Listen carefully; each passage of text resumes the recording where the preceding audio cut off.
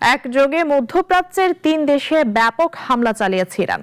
ইরানের ইসলামী বিপ্লবী গার্ড বাহিনী দাবি করেছে তারা কুয়েত, বাহরাইন ও জর্ডানে যুক্তরাষ্ট্র সংশ্লিষ্ট সামরিক ঘাঁটিগুলোতে ক্ষেপণাস্ত্র ও ড্রোন হামলা চালিয়েছে। ইরানের দাবি এটি যুক্তরাষ্ট্রের সাম্প্রতিক বিমান হামলার প্রতিশোধমূলক পদক্ষেপ। মধ্যপ্রাচ্য জুড়ে যুক্তরাষ্ট্রের সামরিক ঘাঁটিগুলো লক্ষ্য করে বড় ধরনের সমন্বিত ক্ষেপণাস্ত্র ও আত্মঘাতী ড্রোন হামলার দাবি করেছে ইরানের সশস্ত্র বাহিনী ও Islamic revolutionary guard corps IRGC। তেহরানের ভাষ্য, সাম্প্রতিক মার্কিন বিমান হামলার জবাব হিসেবেই এই প্রতিশোধমূলক অভিযান শুরু করা হয়েছে।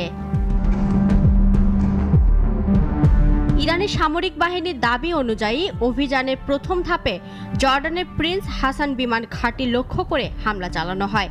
এতে ঘাঁটির কয়েকটি জ্বালানি ডিপো ও গোলাবারুদ সংরক্ষণাগারে আগুন ধরে যায়। ইরানের দাবি, হরমুজ প্রণালীতে দুটি জাহাজ আটক করার পর যুক্তরাষ্ট্রের বিমান হামলার প্রতিক্রিয়াতেই এই অভিযান পরিচালিত হয়েছে। দ্বিতীয় ধাপে বাহরাইনের শেখ ঈসা বিমান ঘাঁটির ভেতরে একাধিক স্থাপনায় হামলার দাবি করেছে IRGC। তাদের ভাষ্য, হামলার মার্কিন হেলিকপ্টার রক্ষণাবেক্ষণ কেন্দ্র, একটি P-8 নজরদারি বিমানের হ্যাঙ্গার এবং ড্রোন নিয়ন্ত্রণ কেন্দ্র ক্ষতিগ্রস্ত হয়েছে। তেহরান বলছে, যুক্তরাষ্ট্রের সামরিক অভিযান অব্যাহত থাকায় তারা এই পদক্ষেপ নিতে বাধ্য হয়েছে। এরপর কুয়েতের আলী আল সালেম বিমান ঘাঁটিতে থাকা মার্কিন প্যাট্রিয়ট আকাশ প্রতিরক্ষা ব্যবস্থা, জ্বালানি ট্যাঙ্ক এবং আহমেদ আল জাবের বিমান ঘাঁটির একটি কৌশলগত রাডার ব্যবস্থায় সফল হামলার দাবিও করেছে ইরান।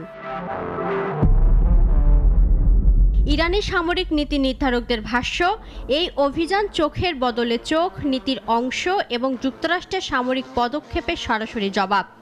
একই সঙ্গে IRGC সতর্ক করে জানিয়েছে, হরমুজ প্রণালীতে বিদেশি সামরিক উপস্থিতি ও যে কোনো ধরনের আগ্রাসী তৎপরতা তারা মেনে নেবে না। ইফাত আরা মিথিলা, নাগরিক।